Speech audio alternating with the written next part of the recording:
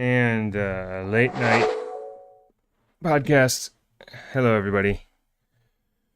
Woo! Had to get situated there. Hope everybody's having a great 4th of July week. We are at July 5th. That you had some barbecue, watched some fireworks, had a good time with friends or yourself or family or whatever you were doing. We are now on episode 6 of Launch Radio, a new weekly podcast where we talk about everything that's going on precisely in the moment, in the news, in social media, because there are just so many things happening in the dead of summer that don't mean anything. No, I come here every week, show up to talk to you all because there's a lot of people that are on the airwaves lately on social media and everywhere that everybody's got a podcast. Everybody's got a podcast and everybody's trying to do this now. And really, to stand out, you really have to find what's unique. I was telling somebody the other day, there's a lot of people some of the people that stand out just overall have kind of an interesting combination of traits. And often it's like two big things. An example that I thought of is, a couple of them is like this recent stuff with the Titanic submersible, James Cameron. What makes James Cameron, the director of Titanic, really interesting is that he also is a deep sea explorer, scientist, engineer. Is that the word for it? And so he's got this duality of, filmmaker and deep sea explorer. You just don't see that much, Another one I think of off the top of my head is Bob Saget. Was the All-American Dad. He was on Full House, but then he had this other person that he was, which was this raunchy comedian. And that's what made him so fascinating, God bless him, when he was alive, is that he had that duality, I talk about Scott Adams, who was the Dilbert creator, who now talks about the news.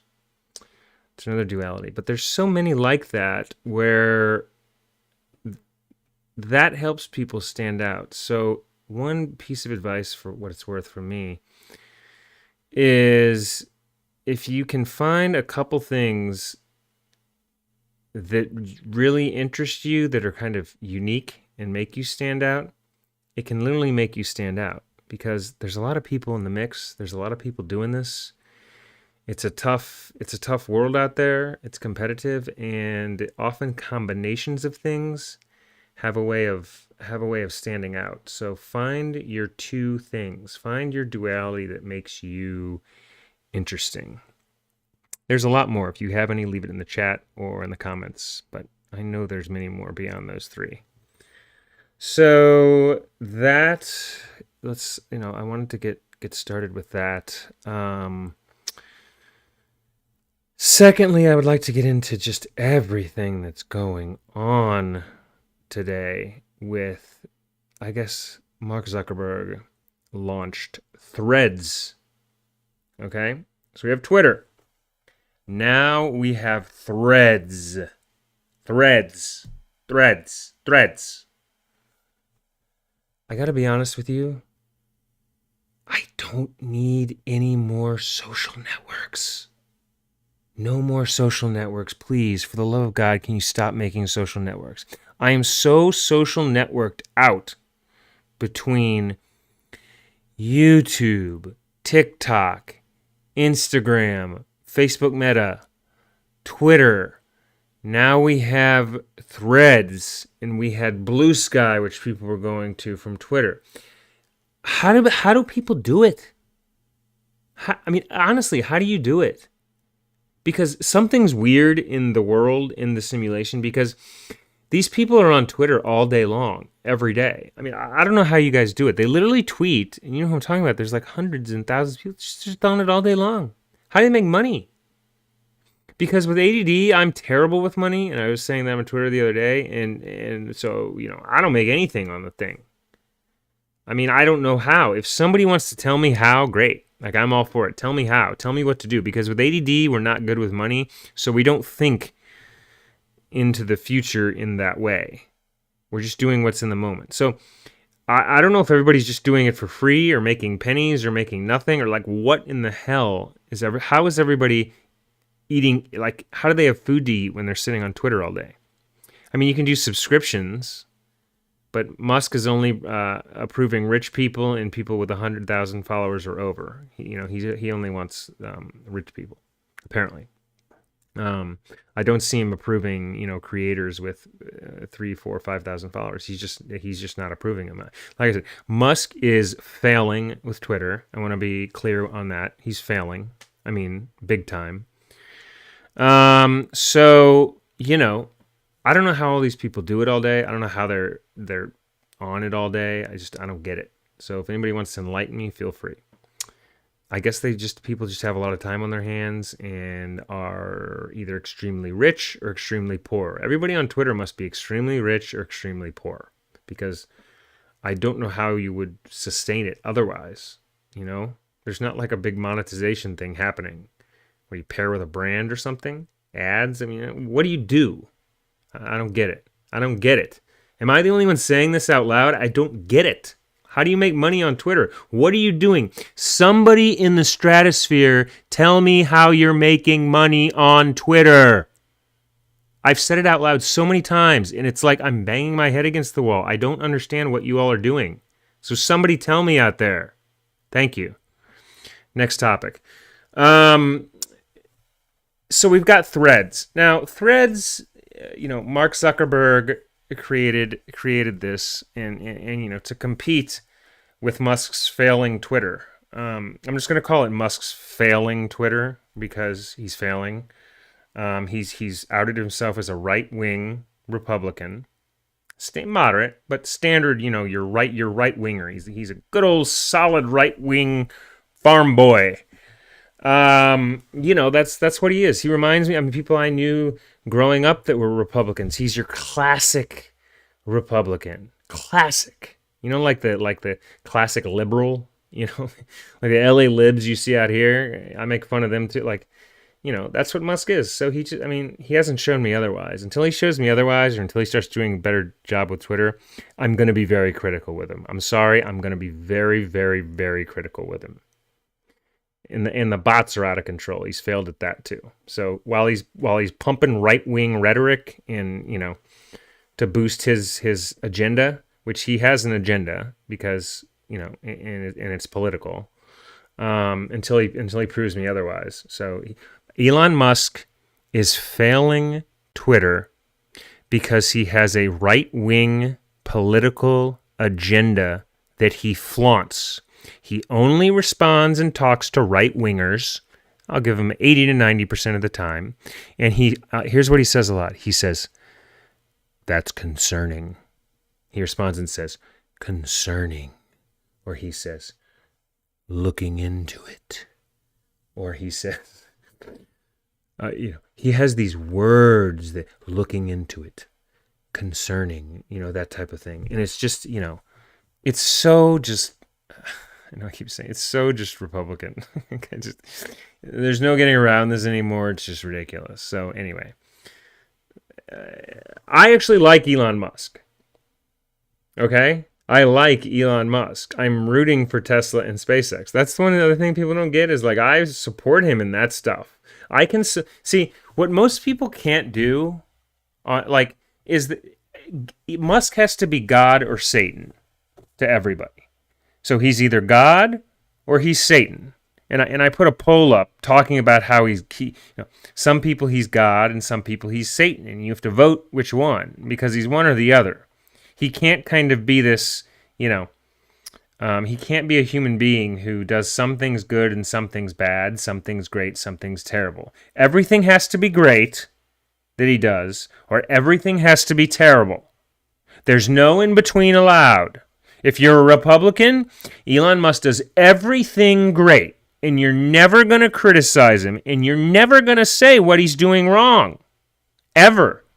It's not allowed. If you're a Republican, everything Elon Musk is doing is great. Okay? Say it on Twitter again. Everything Elon Musk is doing is great. If you're a Democrat, everything Elon Musk is doing is terrible. It is terrible. The man is Satan. Twitter is terrible. Tesla is terrible. They're killing people. Tesla. SpaceX is a clown show. It's all terrible. But if you're a Republican, oh my God, Twitter is the best it's ever been in history, folks. SpaceX and Tesla are like the gods. It is majestic. It is majestic. Do we have to be this way? Is there anybody on planet Earth that can take Elon Musk and say, hey, he's doing this well, he's doing this terrible? I want the Democrats to start telling me what Musk is doing well, and I want the Republicans to start telling me what Musk is doing a horrible job at. Push your fucking brains, people. It's so boring watching your boring fucking opinions all day long. Okay? And I have to sit here and know what all of you are going to say about everything. It is the most bland, boring bullshit I've ever seen. Okay? Get a little bit creative sometime. Try to think outside your own goddamn box. All of you. I've had it. I'm a little spicy tonight. A little bit. A little spicy tonight. Let's go viral. No, but, I can say that I think he's done a great job with Tesla and SpaceX, and I'm really intrigued with what he's doing in that. Well, I think he's doing a terrible job with Twitter. If you can't do nuance like that, there's something wrong with your brain. Get out of the fucking bias. All of you. All of you. I'm talking about rich people, successful people, poor people, middle of the... Think. Don't be so goddamn tribal all the time. It's exhausting. I know what all of you are going to say before you say it every time because you're all so boring. There's about 5 people on Twitter besides me that are able to do this. So try to get a little bit more creative, okay, with your opinions, please. Okay. Got that out. Threads. I don't understand, again, what's going on because we already have 15 social media networks. And now we have another. And I don't know what to do with it. I don't want to post on all these networks. I don't want to do it all.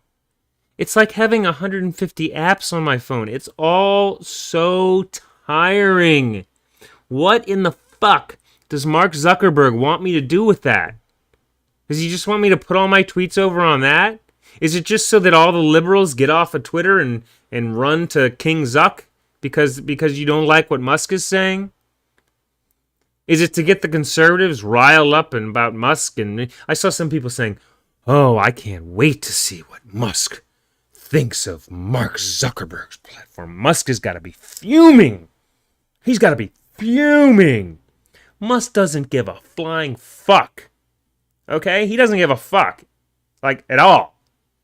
About Mark Zuckerberg's threads. He doesn't even give a good goddamn about Twitter.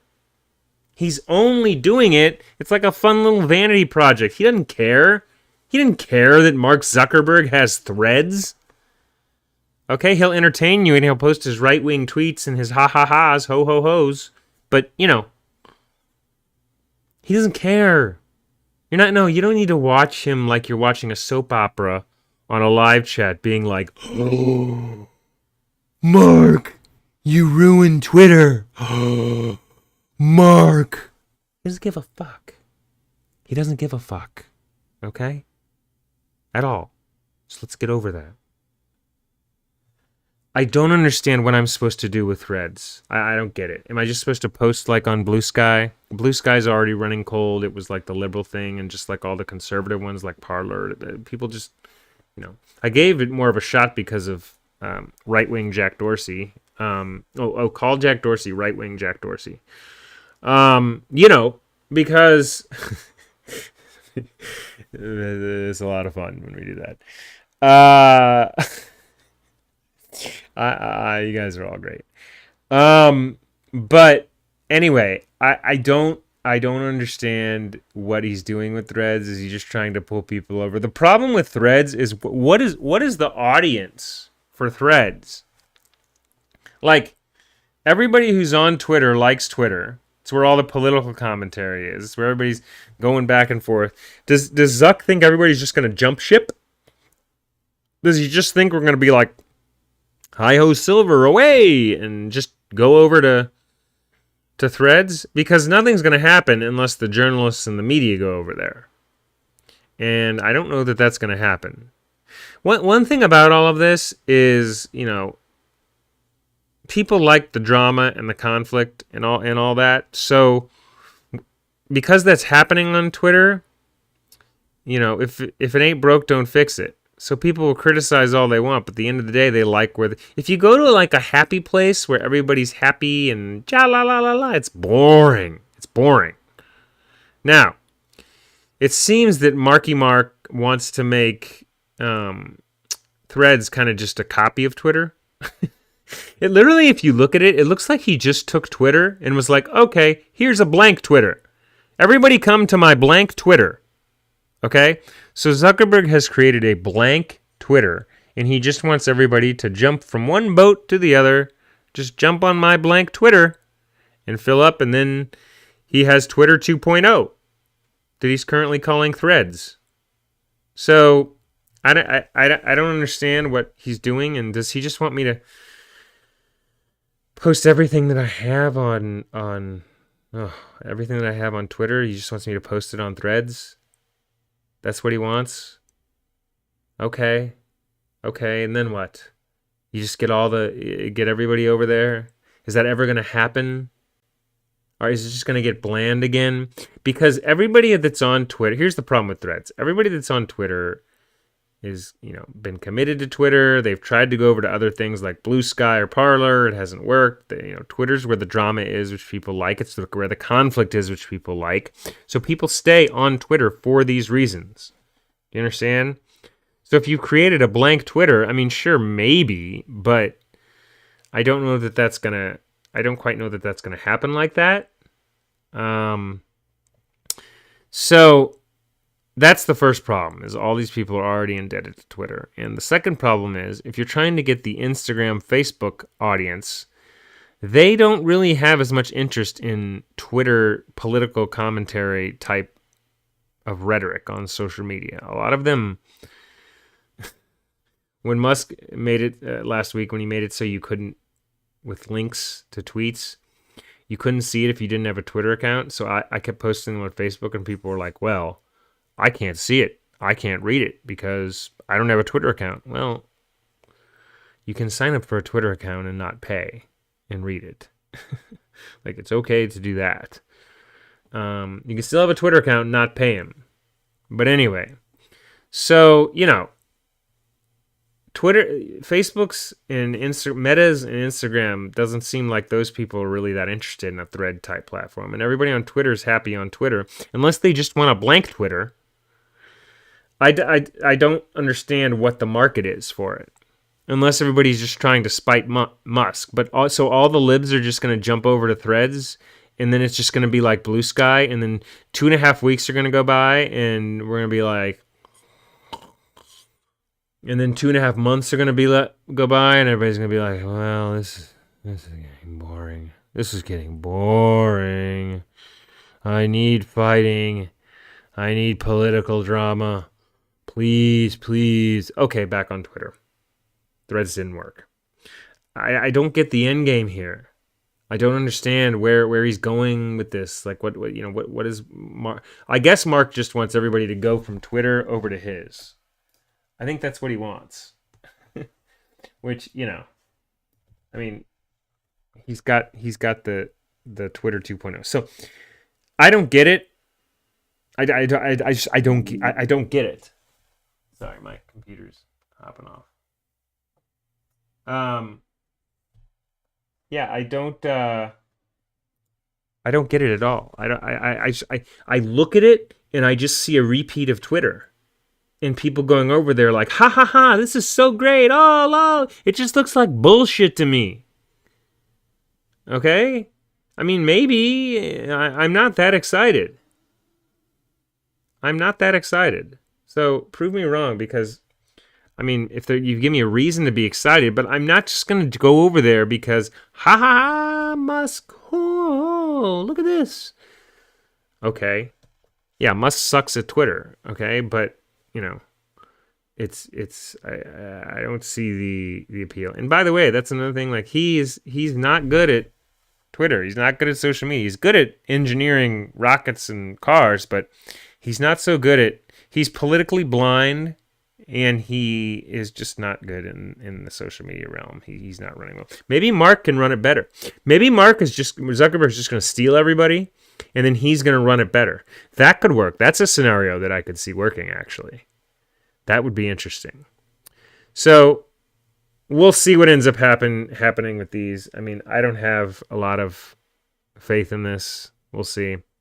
Now, probably go 30 minutes tonight. I want to get to one other topic, which is just how much I have been struggling with ADHD as of late, because this sucker is a beast. I really wish that people could see what I see, because you wouldn't believe it. When you're stuck in this, with ADHD, we have what's called time blindness. Okay.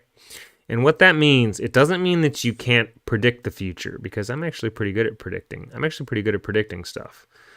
But we have trouble seeing ourselves in the future and creating systematic progress over time, because we're always in the present. So doing anything for the next moment isn't something we're thinking about. We're just thinking about what's right now. Okay? So I have to live in this thing where I'm locked in the present, but I'm seeing so much of the present that, like, I'm seeing way more of the present than 99.9% of people. Because I have a cloth over my face when it comes to doing something for me beyond right now. And I understand what it's like to see yourself in the future, because when I started Adderall in 2016, 2017, 2018, I understood what y'all feel. It is a feeling that you get where you suddenly think about the future and you get excited to do something for it. Do you understand? I don't have that feeling. And it's very hard and empty place, because I can't. At the beginning of Adderall, I could feel what you guys feel, but because of the time blindness, it just traps me in the present, and so I can't see myself beyond where I am right now, if that makes any sense. Now, I think because that part of the brain is kind of blinded, that my present awareness and my present vision have become like superpowers, like superhero, because I'm seeing so much of the present that everybody looks crazy.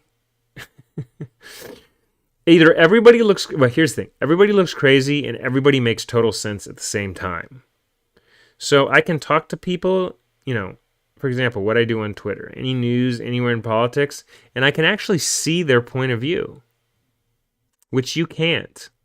Most of you can't see it. That's why you disagree with it.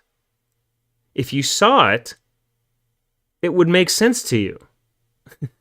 I know that sounds crazy, but because I'm seeing more of the sphere, I'm seeing more of what's in the present. Like, think of the political spectrum as like a house. And there's different rooms of the house. Think of it like a big castle, and there's different rooms. And when you go into a certain room, the lights go on, and whatever that is makes sense. Well, everybody's trapped in certain rooms. and they can't get to the next room. And some people can get from one room to the other, but they can't go beyond that. And some can jump on a ladder and climb up to another room or slide down to a different room below. But each political topic and everything is a room. And so if your brain is trapped in a room, like mine is in the overall present, you can't see the other opinion. So your brain disagrees with it. If you could see it, it would be a different story. And that's why that's why people create conspiracy theories. Did you know that?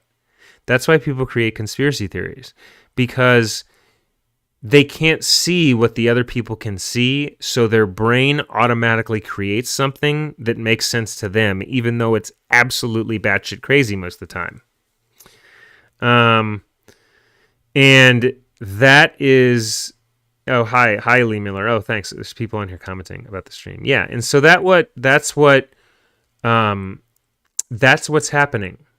And I can tell you this with the utmost confidence because I live it. This is literally like what I live all day long, every day. We're all in this house, and I see the entire house in the present, as clear as crystal. But I can't see myself beyond the present like most people can. There's a blindness. So the other present vision has become like superhero. So, and what also happens with this house is some people will get out of a room and they'll move to another room. It takes a lot of work. I have to work with their brain a little bit. I have to kind of pace them back and lead them forward, and pace them back and lead them forward. But I can get them there. And I'm like a tour guide. I'm like a tour guide in the house, and there's not many of us. I'll tell you another one, and I say this about him all the time, but Yashar Ali, is the best journalist on Twitter. There's nobody close. There's nobody close to Yashar Ali on Twitter. Not even in the same stratosphere. And I've told him this directly, and I tell other people this directly. He is in another league, and he knows it. Trust me, he knows it. And it's God-gifted talent to see the present. He sees what I see, and I know he sees what I see because we tweet each other, and it's like when you're playing baseball and you're throwing, and you're throwing it around. You on the field, people get each other. They can throw the double play. It's skill. It's naturally being born to do it. He gets it. There aren't many. I can think of very few people. I mean, maybe under 10 for sure, maybe under 5. But he is playing on another level because he sees the house. He can move about the house wherever he wants to go, just like I can. And most people can't, sadly. I think we have a long way to go in that regard, but I can help people in the meantime. And so that's why conspiracy theory is formed, because you're in a room of the house and you can't see the other room, and your brain can't take the idea. Can't process the idea that you can't see what other people are seeing. There's way too much ego for that. So you create a crazy idea for your brain to have some marshmallow dessert so it doesn't have to deal with the extreme stress. I was joking around with my personal trainer who I see for my back, she's brilliant, and she helps me with the organizing and the executive function stuff. And I help her with social media, and she's about to start her own podcast. But, I was talking with her about all this, and she's physical therapist. She knows gym. She knows working out. She knows the body. She knows all that really well. And she's like a personal trainer, basically. Like, I'm that for the brain. So I will push people's brains, and it's actually often hard for me to get a lot of followers because people can't take it. They can't take an opinion that pushes up against theirs. It's way too much mental stress. They're trying to bench press too much. You just want the cake and the ice cream. I know, kids. I know it's hard. It's hard. I get it. But I am a jacked, shredded personal trainer in the realm of helping people expand their thinking to try to understand, because that's what we need ultimately. And that's where I that's where I can contribute to the world and society and everything. And I've also had a wide background where I've gone from Missouri to North Carolina to Los Angeles to, all over with different groups, tribes, cultures. And so, I mean, maybe that helps too, my background, having been so many places, but I think it's more than that. I think it's really connected to the ADHD, and that, and I don't know if all ADHD people have it. I know Yashar has ADHD, and so he can see the present like I can. I don't know if that's the case with all ADHD. One theory I have on it is there's the spotlight, floodlight executive theory, which I heard discussed. I forget her name, but she was discussing it on Joe Rogan, and she was talking about how ADHD people, it's the spotlight where you're spotlighting something, and sometimes our spotlight where we're focused on, we can't get it off or we can't get it on in time, so we can hyper focus, too much spotlight, or we can't get it on. We can't turn it on to read what we want to. We can't get the spotlight on. So it's this system of the spotlight. The floodlight is related to time. Your floodlight of attention is like when you're going to a yellow light and you have to have awareness of everything going on around you. That's the now. That's the present. That's being trapped in the present. So the floodlight is seeing everything, everywhere, all at once, which is what I do with the present, because it's so hard for me to see outside of that. Now, so it's going to be, it's really, so the spotlight, the floodlight, and then the executive is executive function. So the executive kind of runs the show, but if the spotlight and the floodlight aren't operating correctly and it's negatively affecting your life, that's when it gets diagnosed as ADD. So there's this time floodlight thing going on, and there's this spotlight of focused attention, hyper focus or no focus. So you've got your floodlight going like that, and then you've got your spotlight going, and then focusing or not focusing. So most people can go about their day and they can just steadily do it, and they can do some with floodlight, spotlight. If you're listening, I'm doing the hand actions of this. They can do floodlight, spotlight, and they can manage it. Their executive manages it. With ADHD, our floodlight goes whoosh, across everything.